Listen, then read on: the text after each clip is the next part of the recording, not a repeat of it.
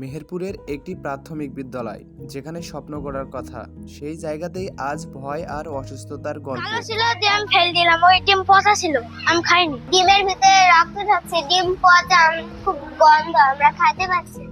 শিশুদের পুষ্টি দেওয়ার জন্য যে খাবার দেওয়া হচ্ছে, সেই খাবারই আজ তাদের জন্য বিপদ হয়ে দাঁড়িয়েছে।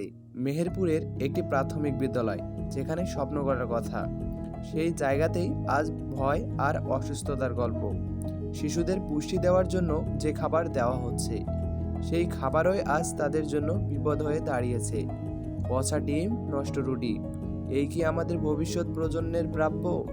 খেতে গিয়ে দুর্গন্ধ, তারপর অসুস্থতা। একটা ডিম, একটা রুটি হয়তো খুব ছোট একটা বিষয় মনে হতে পারে, কিন্তু এই ছোট জিনিসটাই আজ একটা শিশুর জীবনের জন্য বড় হুমকি। যে হাতে খাতা থাকার কথা, সেই হাতে এখন স্যালাইন। যে চোখে স্বপ্ন থাকার কথা, সেই চোখে এমন ভয়। প্রশ্ন একটাই, এই দায় কার? কার অবহেলায় শিশুদের জীবনে এমন বিপদ নেমে আসছে?